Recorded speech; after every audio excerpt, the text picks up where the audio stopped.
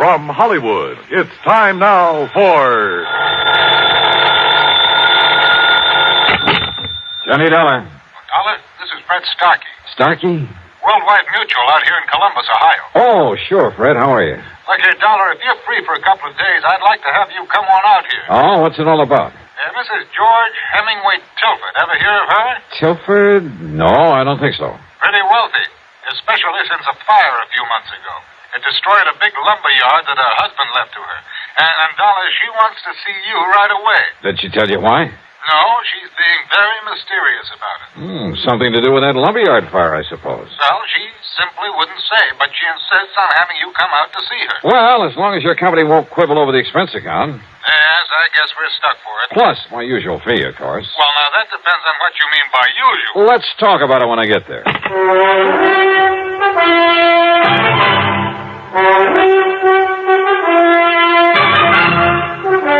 CBS Radio brings you Bob Bailey in the exciting adventures of the man with the action-packed expense account. America's fabulous freelance insurance investigator. Yours truly, Johnny Dollar.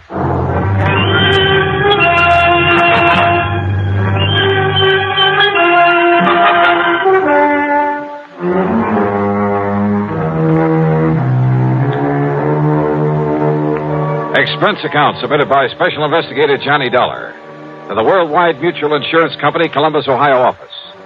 Following is an account of expenses incurred during my investigation of the loss by a hair matter. Expense account item 1, $41.75, plane fare from Hartford to New York to Columbus, Ohio. It was after 2 a.m. when the big silver bird dropped me off at Port Columbus Airport. Item 2, $2.50 for a taxi into the Deschler Hilton. There was no time to rouse Fred Starkey out of bed, so item 3, $14.20 for a nightcap, a comfortable room there in the hotel, and a kind of brunch late the next morning. So late, as a matter of fact, that I had to wait for Starkey to come back from his lunch before I could see him at the office of Worldwide Mutual.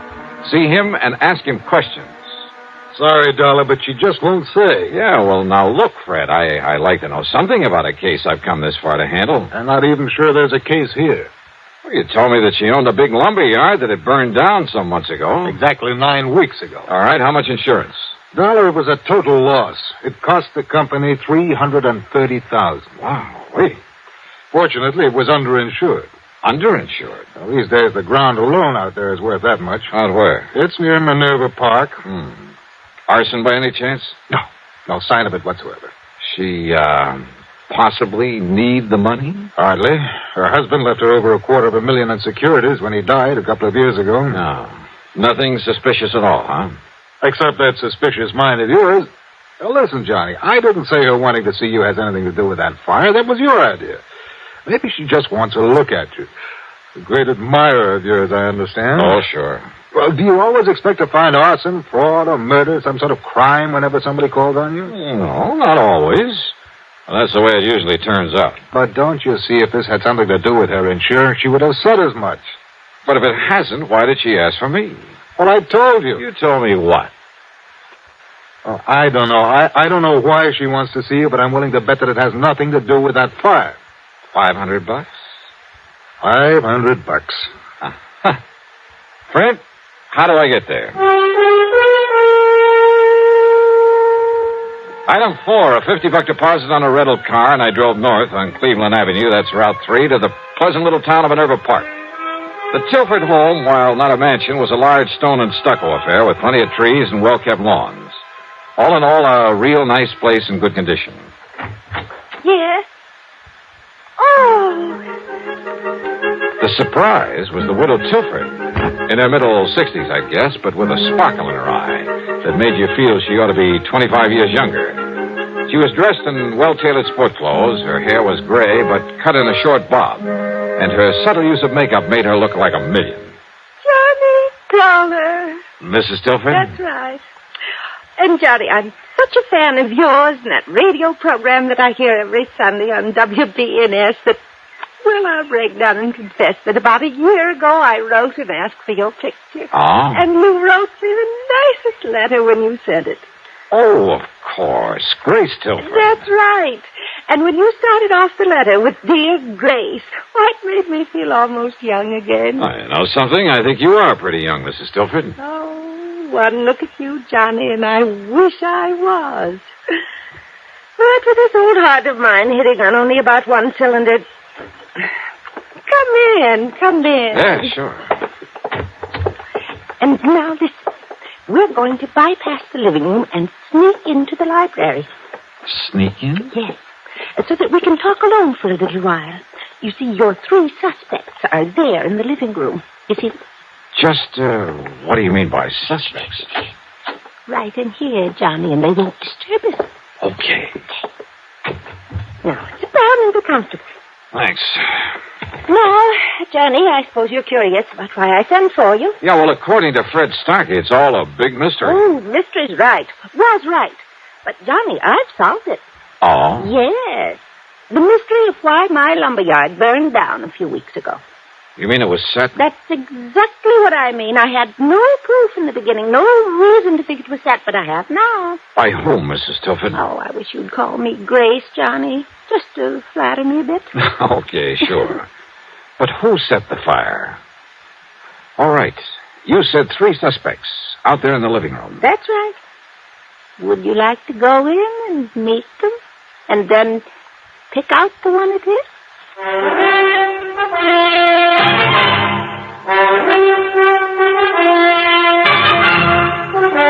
You say that one of those 3 people sitting out there in the living room set that lumberyard fire. Yes, Johnny and I collected $330,000 on it after all. The police and firemen had found nothing to indicate arson. Oh, believe me, it's hard to spot in a fire like that. Then I got to thinking about those 3, about how each of them could profit by it.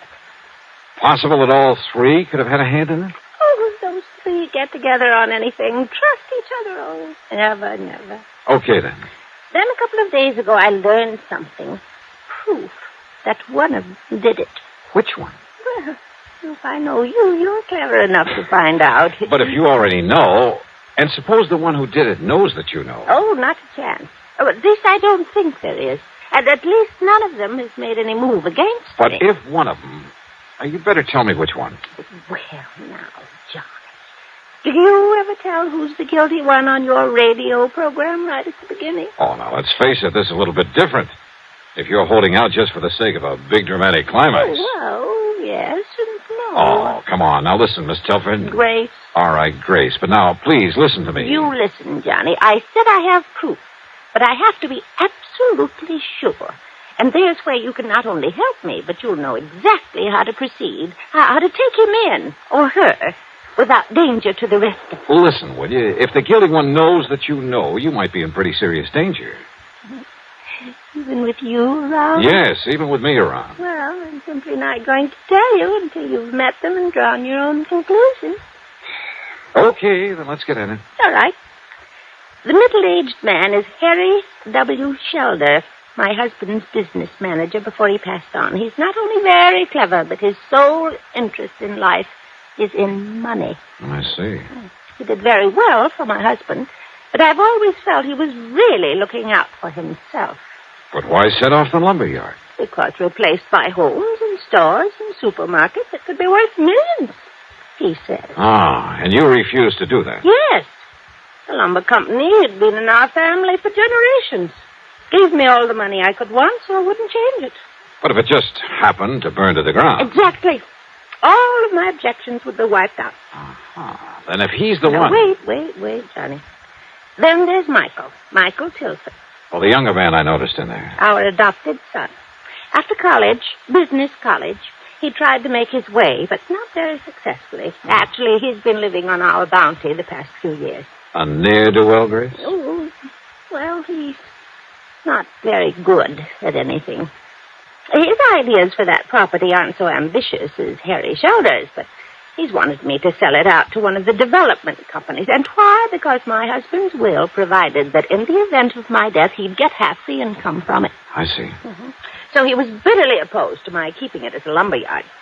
Well, motive for one, motive for two. And who's the third, the girl I saw in there? Nancy Willard, my niece. Ever since her parents died, quite penniless, by the way, we've taken care of her. Uh-huh. It's simply out of pity, Johnny, not love. And, although I may change it now, she's heir to the bulk of my estate. Yeah. Well, offhand, I'd say that Michael is the least suspect of the three. Let's go talk to them. But I'll leave you alone with them. I want to clean up before dinner and wash my hair. It's a mess. Looks great to me. What? Like this? Okay. You gals have to have something to fuss about, I suppose. Now, let's go in and see those folks.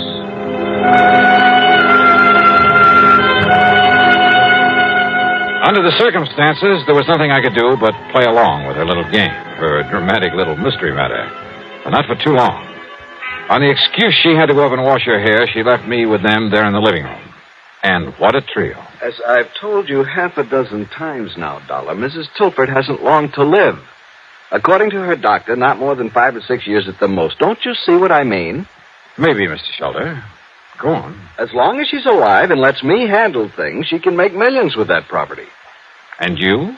Well, of course, I get a percentage of the capital gains I achieve for her. And I say those fancy plans of yours are too much of a gamble, Harry. Just wait, I Michael. say play it safe. Let somebody else take the risk. That's all. Then all we have to do is... all Mother has to do is sit by and share in the profit. A small share instead of all the profit. With you running things, I'd want a pretty good accounting, Harry. You think you could handle a project like I have in mind? One like I have in mind. Nothing to it. I wouldn't trust your judgment or you, as a matter of fact. Oh, now stop it, kids. What kind of people will Johnny Dollar think we are? Sorry, Johnny. Oh, I find this all very interesting, Nancy. Don't you see, Dollar? Listen to me. No, you listen, Michael. Every time we get together this way, it's the same old thing. I've said it before, and I say it again. Let Auntie Grace handle things her own way. Of course, you're well provided for without even having to lift a finger. That's right, Harry. I'm not one of the hired help. Nancy, I resent that. But she does have a point there. Sure, so go ahead and resent, but... Oh, now, look, it's cocktail time, so let's have Haskell bring in the drinks and talk about other things, or just get quietly loaded. Haskell! This is Haskell. There's no reason why one of us can't bring us. Don't bother, Harry. Yes, you called to me, miss? Bring in the portable bar and plenty of ice cubes. Yes, Mum. I'll be after getting it for you right away. Where's my aunt? About to get under the hairdryer last time I was up the stairs. Tell her to come down and join us. Yes, Mum, that I will. And while we're waiting, let's try to be civil to each other. To say I didn't particularly like these three would be an understatement. And I could picture any one of them having set that fire. For the next few minutes, they simply sat and glared at each other until we heard Mrs. Haskell come running clumsily down the stairs. Miss Nancy, Mr. Shelter, Mr. Michael. Haskell, I thought you were going to bring... Haskell, what's the matter? It's Mrs. Tilford up there in her room. Well? She's dead.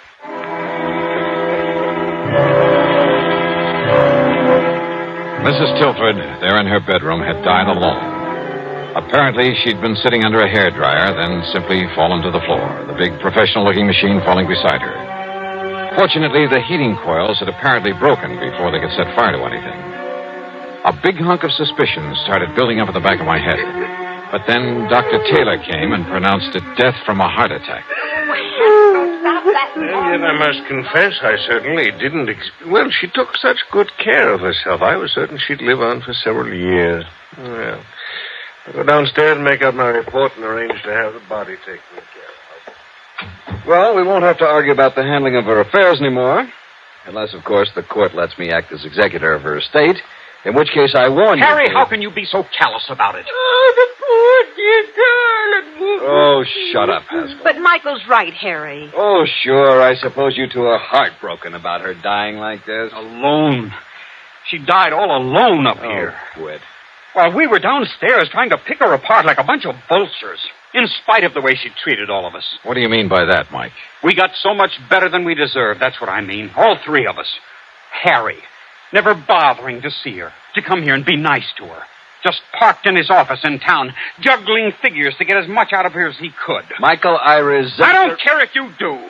Heaven only knows how much you've cheated her since Father died. Only your foster father, remember? And Nancy, sitting around here, sponging off her, sweet-talking her, waiting for her to die. Look who's talking. With all the things she's done for you, Michael, you haven't even had the decency to come and visit her now and then. Yes, I know. When was the last time you were here? A month ago, 6 weeks ago, the last time that Harry was here. Is that true, Mike? Yes, Mr. Dollar, I'm afraid But it you is. didn't hesitate to accept the money she kept sending you. At least I tried to make my own way. Oh, sure. Big, ambitious little Michael. Well, what have you done for us? At least I've stayed here these past few weeks and gone through the motions of being nice to her. Kept her company, helped her with her clothes, fixed her hair for her, and, well... Is that true, Mrs. Haskell? Yes, sir. Fixed her hair for her. Big deal. Miss Nancy even bought her that big hair-drying machine. Oh. And the poor dear loved it so she was washing her hair 3 and 4 times a week. Now, what's that got to do with what Wait a we're minute. discussing? That's right. If it hadn't been for this crazy Wait, don't- machine, she would have been downstairs where we might have... Oh, Wait. Well, don't take it out on the hairdryer, I Michael. said wait a minute. My brain was fairly spinning. A news item in the New York papers less than a month ago. A freak accident, 1 in a million at a beauty parlor. A professional hairdryer machine, exactly like the one lying here on the floor. There'd been pictures of it, sketches, to show exactly what had happened. A tiny wire had come loose. It shocked the customer so badly that she'd lost consciousness. There'd been a big noise over it. And now here was Mrs. Tilford, a little frail old lady with a heart condition. Yeah. What is it, Mr. Dollar? Yes, Johnny. What's that funny look supposed to mean? Plenty. Mrs. Haskell, did you ever help Mrs. Tilford with this machine? Oh, jeez, I'd never even touched that contraption of the devil, sir. Dollar, this old biddy wouldn't even let Mrs. Tilford install an electric stove. But I failed to... Listen, when was this thing purchased? Well, about 3 weeks ago, I still have the bill for it in my office. Another of Nancy's little tricks, gave it to Mrs. Tilford as a gift, but charged it to her account. But I failed to see... 3 weeks ago. So when I find the wire on it, it was cut instead of simply broken off when it fell. Mr. Dollar? Yeah, and I'm glad you didn't kick this thing anymore, Mike. You see it here? When she clamped this thing on her head, this wire touched her wet scalp. Oh, now, just... Good heavens. Then when she turned on the switch, well, that was it. Harry, you haven't been here for weeks. Well, I know, but I... Nor have you, Michael. And Mrs. Haskell was afraid to touch the thing. Well... Nancy. Yeah, Nancy. You were here, Nancy. And a few weeks ago, when you read in the papers how one of these machines might... No! Heaven Dollar! Oh, put it down, Nancy. No. I'll kill you. I'll kill all of you. Sure I did it, but nobody will ever know, because none of you will be alive. That's where you're wrong, Nancy! Michael! All right, Nancy. No! Let go of me! Sorry.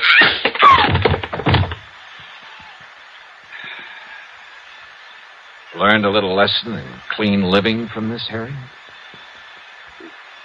Yes. Yes, Dollar. I'll call the police.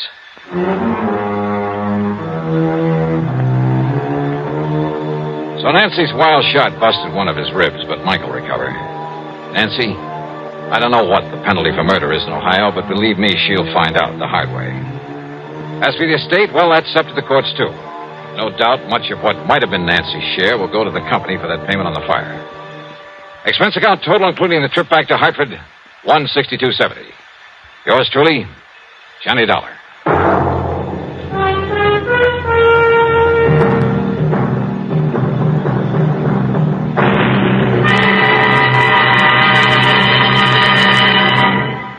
Our star to tell you about next week's story. Next week, a night in Paris that brings me fun, romance, and a quick brush with that old character known as Death.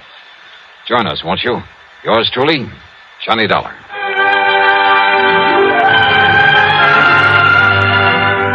Yours truly, Johnny Dollar, starring Bob Bailey, originates in Hollywood and is written, produced, and directed by Jack Johnstone. Heard in our cast were Virginia Gregg, Ellen Cleve, Shirley Mitchell, Ben Wright, Sam Edwards, Harry Bartell, and Lawrence Dobkin. Be sure to join us next week, same time and station, for another exciting story of Yours truly, Johnny Dollar. This is Jim Matthews speaking.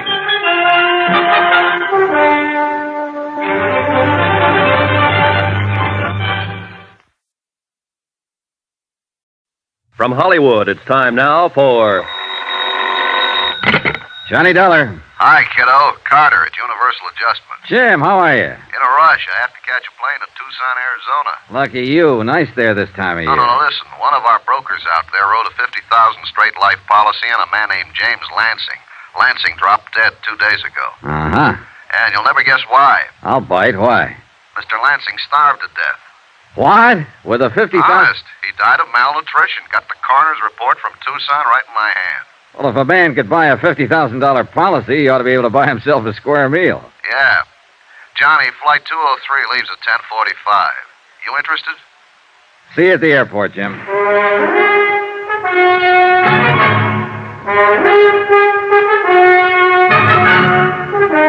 Tonight and every weekday night, Bob Bailey in the transcribed adventures of the man with the action-packed expense account, America's fabulous freelance insurance investigator. Yours truly, Johnny Dollar.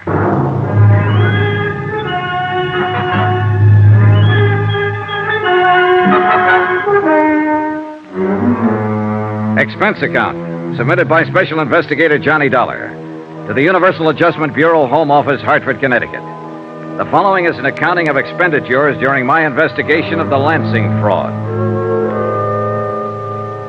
Expense account item 1, $178.13. Cost of plane ticket, Hartford to Tucson.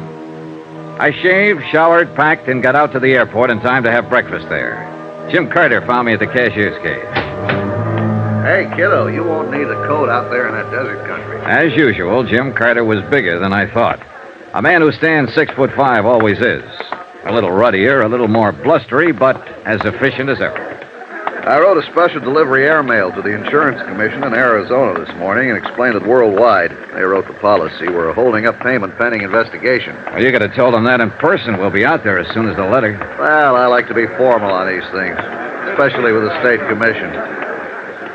Besides, I just as soon let them think we'll get around to a routine investigation later in a week or two. In other words, you didn't tell anybody we're coming. No, I didn't. Maybe we can work it better this way. The faster we move in and find out what's what and aren't bothered by anybody, the better off we'll be. Hey, give me your ticket, will you, Johnny? Yeah, sure.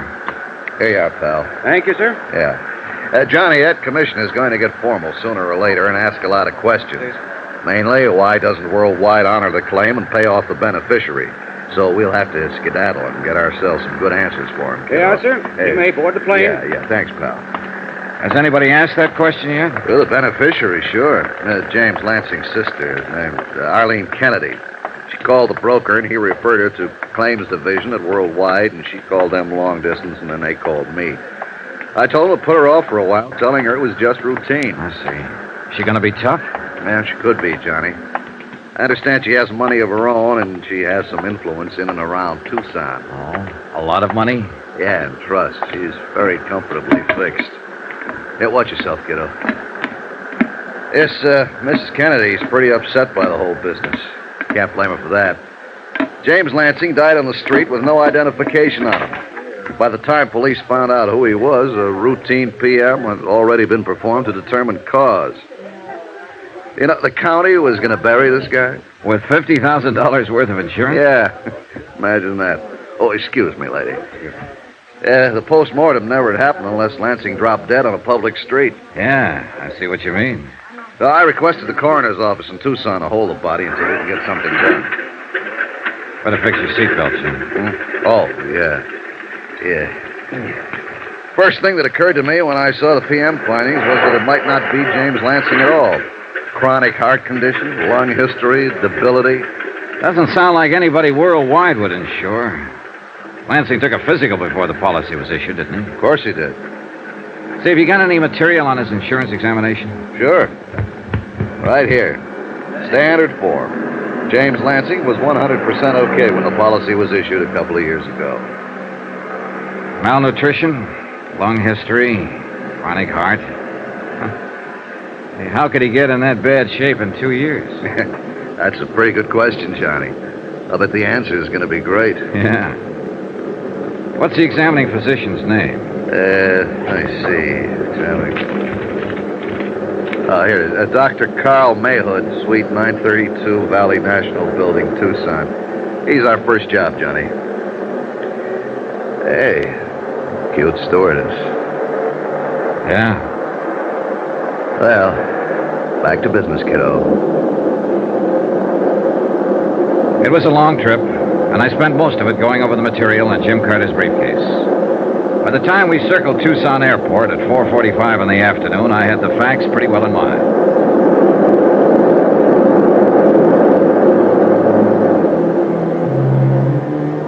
Expense account item 2, $350, cab fare, Tucson Airport to the Pioneer Hotel. Jim Carter and I took adjoining rooms.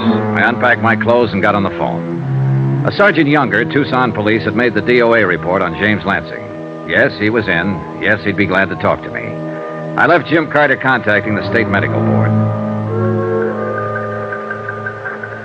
Glad to meet you, Mr. Dollar. How do you like Tucson? Well, I've been here 2 hours, Sergeant. Weather's certainly nice. About like this all through the winter months. It's a little warm in the summer, though. Yes, sir. This Lansing matter. Yeah. There isn't really much to tell you, Mr. Dollar. One of the cars answered the call. A man was found dead in the doorway of a jewelry store about 4 blocks down the street. Uh-huh. This was day before yesterday, Sergeant? Yeah. Mm-hmm. I went down to the scene and called the coroner's office. No identification on him, so we started to check him out. Took us a little while. By the time we got a make on him, the coroner had already performed an autopsy. Yeah, I understood that was about the way it was. Say, tell me, how did you identify him as Lansing? One of his prints matched up on our cards here. Lansing was booked on a traffic beef a year ago. Otherwise, we'd still be trying to make him. You're sure it's Lansing over in the morgue? Yeah, we're sure. His sister came down, identified him. Name of Kennedy. Yes. Well, what did Mrs. Kennedy have to say about the cause of death? Nothing. That malnutrition bit didn't do a thing for her, huh? Not a thing, no, sir. We all thought Lansing was some sort of a transient. You know, just some old bum until we identified him. Uh-huh. Any witnesses see him die? No, haven't found any. According to the coroner, he'd been dead an hour or so before anybody noticed him at all. Happened early in the morning. I see. Say, did Lansing have any other business down here other than that traffic violation? Nope.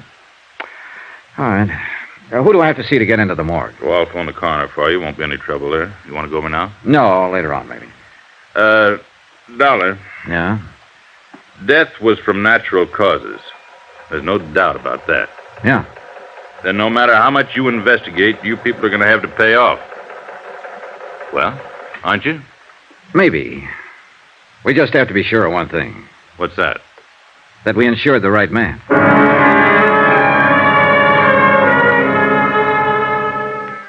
By the time I finished with Sergeant Younger, it was 6 o'clock. I phoned the hotel, and Jim Carter, busy and efficient as always, had already gotten the vital statistics on Dr. Carl Mayhood. Northwestern University Medical School, 1940. Army Medical Corps, 1941 to 45. Dr. Mayhood's license to practice medicine in Arizona was issued in June of 1946. Married, 2 children, income and practice, according to Carter, was average. In person, Dr. Mayhood was a tall, blond man in his late 30s. He looked like he needed a week's rest and a few laughs. Day and night. You have an alarm clock around the house, Mrs. Gartland? Well, use that. Yes. Goodbye. Yes, sir? Dr. Mayhood, my name's Johnny Dollar. I'm from Hartford. I represent the Adjustment Bureau handling a claim for worldwide insurance. Well, what does that mean? I'm an investigator. So? July 14th, 1953, you examined a man I'd like to get some information about. I hope this won't take too long. Was it an insurance examination? Yeah. The man's name was James Lansing. Do you happen to remember him? James Lansing. No, I can't say that I do remember him, Mr. Dollar. What about him? Well, I'd like to show you the standard examination form first. Is this your signature? Is that your signature, Doctor? I suppose so, yes. I don't know. Aren't you sure? Well, how many people are certain of their signatures? It looks like my signature, Mr. Dollar. I can't say for sure if it is or isn't. All right, what about these? Are these notations on the form in your handwriting? I would think so. I don't know. It looks like my handwriting. I can't say. According to this form, you gave Mr. Lansing a complete physical and pronounced him sound. That's my job as a doctor on these insurance examinations. Anything unusual about that? Mr. Lansing died 2 days ago, Doctor. There's nothing unusual about that either. Did they send you all the way from Hartford so I could tell you to go back there and buy a book on heart disease? You can get them anywhere in the country. The simplest kind. Not even a doctor's book. Read it. Know it. And don't take up my valuable time. Now, let me have that. Sure. This patient Lansing was 41 years old.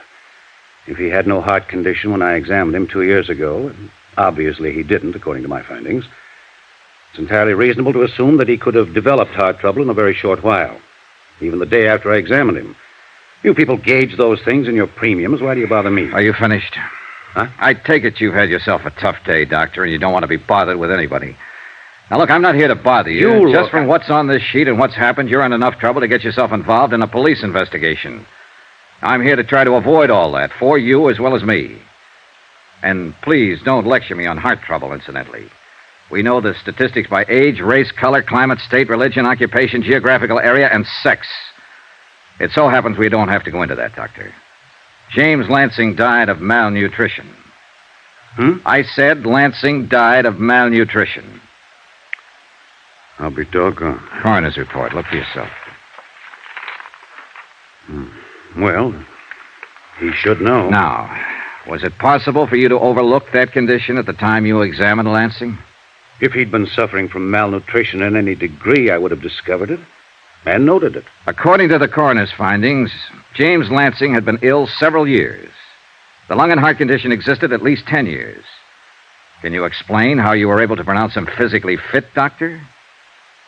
No, I can't. Well, how about this, the angina condition?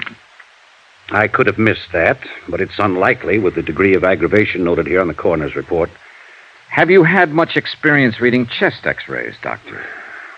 Of course. The lesions reported by the coroner. If there'd been any lesions on Lansing's chest, I would have reported them. I can't explain that either. Well, now you understand why I'm here. Certainly. I wish I could help you. You can. Just let me see your file copy of the examination and the x-ray you took at that time. I'll have my nurse look them up. I don't keep files over a year old up here. We have a place down in the basement. Okay. I'll have them for you tomorrow. What time tomorrow? As soon as possible. Like to have them first thing, Doctor. You're kind of on me, aren't you? That's right, Doctor. I'm kind of on you.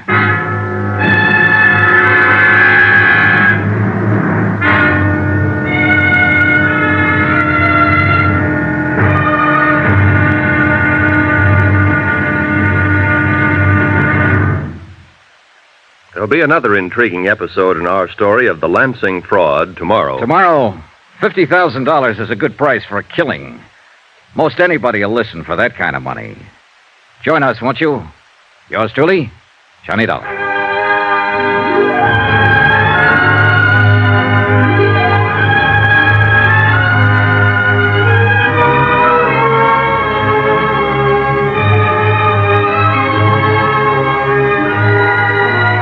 Yours truly, Johnny Dollar, starring Bob Bailey, is transcribed in Hollywood. Written by John Dawson, it is produced and directed by Jack Johnstone. Be sure and join us tomorrow night, same time and station, for the next exciting episode of Yours truly, Johnny Dollar. Roy Rowan speaking.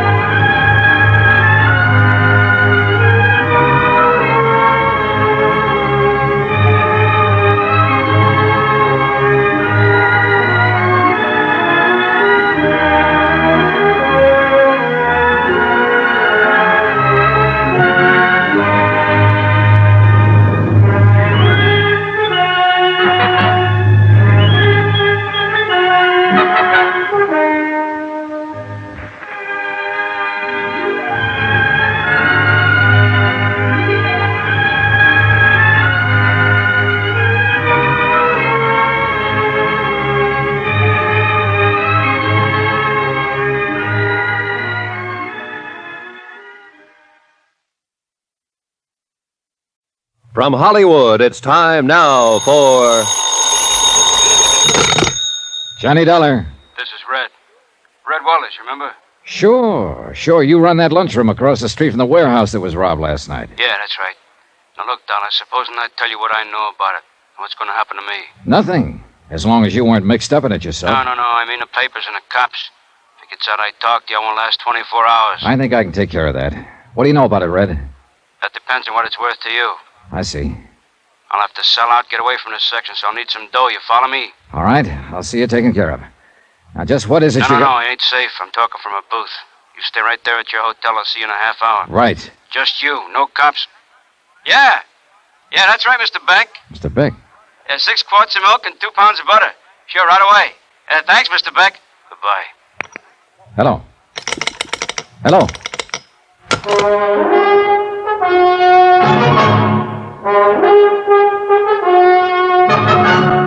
Tonight and every weekday night, Bob Bailey in the transcribed adventures of the man with the action-packed expense account, America's fabulous freelance insurance investigator. Yours truly, Johnny Dollar.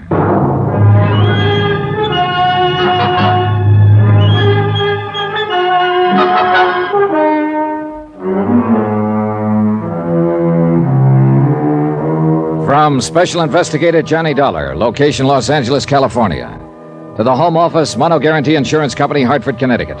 Assignment, the Silver Blue Matter. Expense account continued. Item 4, 20 cents, a phone call to my friend Lieutenant Garcia of the L.A. Police, and a call to Queen of the Angels Hospital. Albert Chrisman, the night watchman who was slugged by the gang of teenage hoodlums during the warehouse robbery, was still unconscious. And Chrisman, unless Red Weller was ready to talk now, was the only lead I had toward finding $100,000 worth of silver blue mink coats. I waited 2 hours and a half for Red Weller, but he didn't show.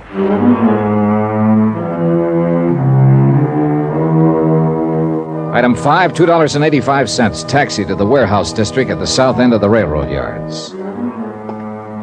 It was night by now, and the area was almost deserted.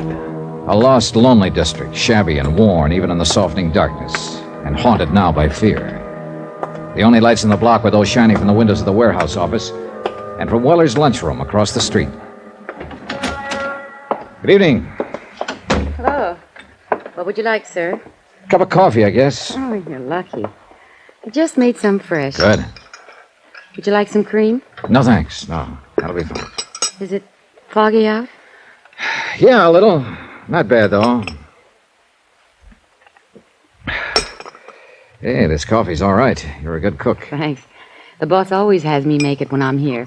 He says I do it better than he does. I'll bet you do. Is the boss around, by the way? No, he called me and said he had to go out. That's why I'm working. I'm on in the daytime mostly. Do you have any idea where he might be? No, he had to go somewhere, I guess. What'd you want to see him about? He wanted to see me. Do you know where he lives? Well, he's got an apartment over on Marina. It's about 8 blocks from here. Think he'd be there? No, he wasn't going home. He was going out somewhere.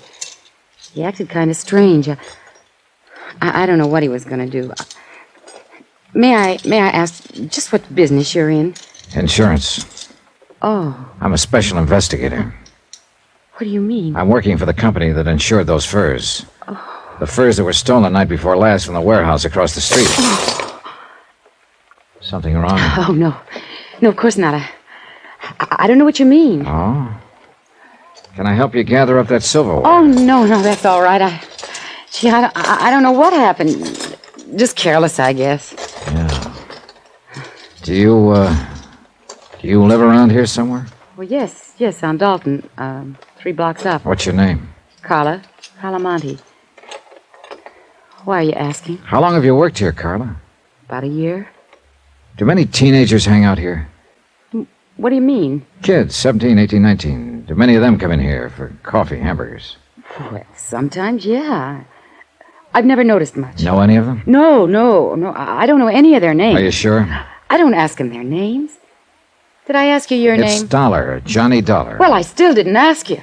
If you want to tell me your... What are you scared of, Carla? Nothing. I'm not scared. You're not? Of course not.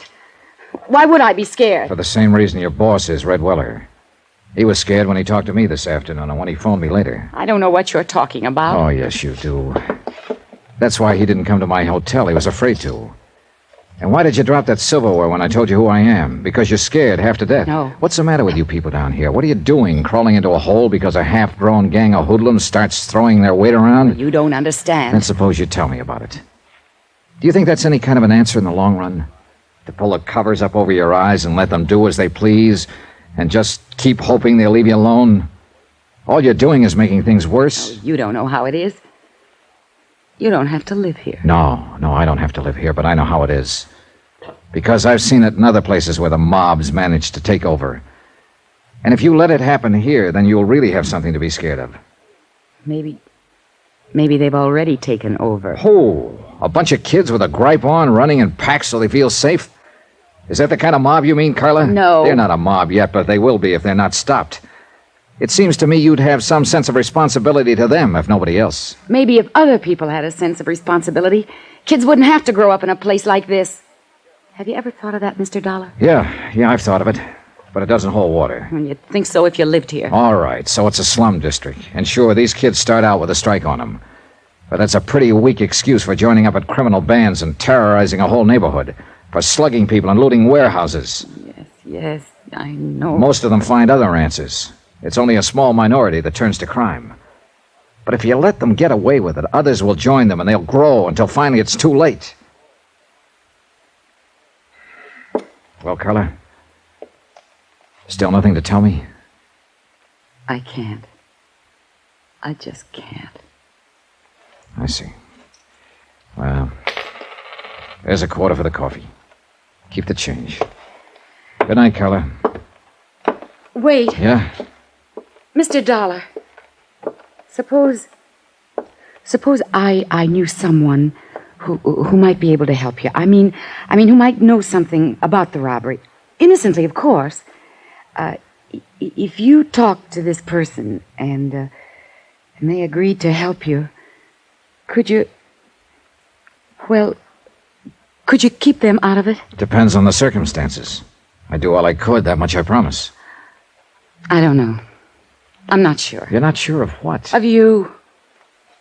Oh, I know better when I stop and think, but I've lived in this neighborhood too long. Lived with these people and... I'm bound by the law like any other citizen, and I won't break it to help somebody cover up a criminal act. But I figure it's up to me sometimes to decide whether a thing is a criminal act. And if a person seems to deserve it, well, I can be pretty lenient. You promise? What you just said? Yes, I promise. I've got to trust you. I've got to trust someone. Do you know such a person, Carla? Yes. Do you know where to find them? I think so.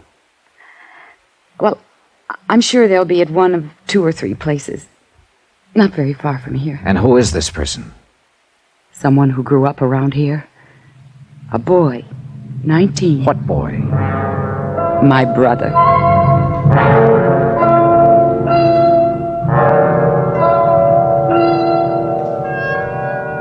Expense account item 7, $2.70, taxi.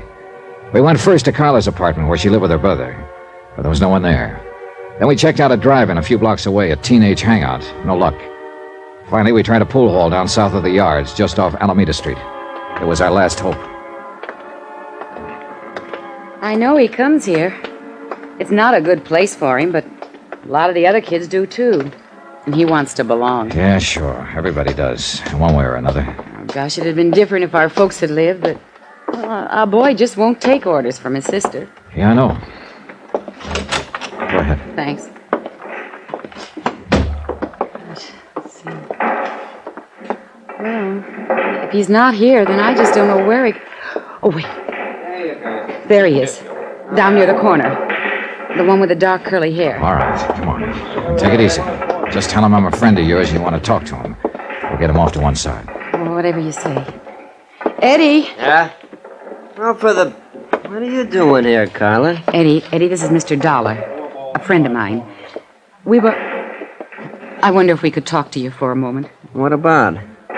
Well, you know better than to come in a joint like this. But I want to talk to you, Eddie. You can talk to me at home. Now, go on, get her out of here, will you, mister? It might be a good idea if you listen to her first. I thought it was her that wanted to talk to me. Go on, get her out of here. All right, if you'll go with us. What for? I like it here. It's a nice place. Yeah? At least it's better than San Quentin. What are you talking about? A warehouse robbery, $100,000 worth of furs. I understand you may know something about it. Innocently, of course. I thought you said this guy was a friend of yours. Well, that's right, Eddie. He's just... Who is he? He's an insurance investigator. Oh, so that's the pitch. She's promised to help, Eddie. If you'll tell him whatever you know, he'll protect Knock you. Knock it off, Carla. Now, look, mister. I don't know nothing about nothing. I never even heard of no fur robbery. So take her with you and get out of here. This may be your last chance to get off before the boat sinks, Eddie. You're not leaving, huh? All right, then I'll leave. Eddie! Let him go. We can't force him to talk. I don't know, Mr. Dollar. I don't understand him. I do.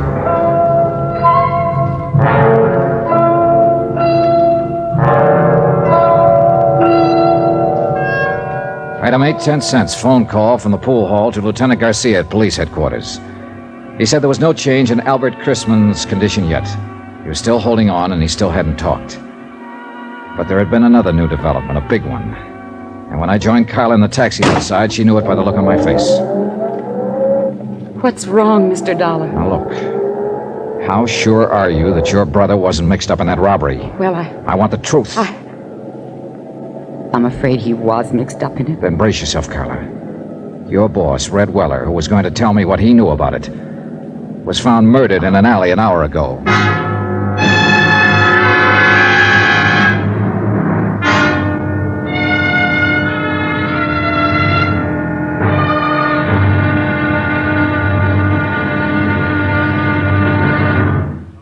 Now, here's our star to tell you about tomorrow's intriguing episode of this week's story. Tomorrow, a lonely, broken-hearted girl, a blood-stained shirt, and a fight with a cornered rat. Join us, won't you? Yours truly, Johnny Dollar.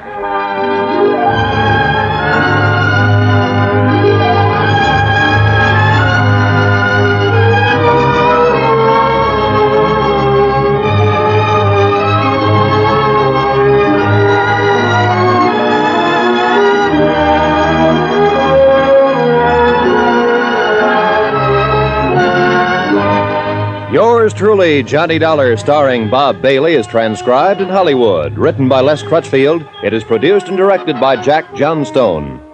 Be sure to join us tomorrow night, same time and station, for the next exciting episode of Yours truly, Johnny Dollar. Roy Rowan speaking.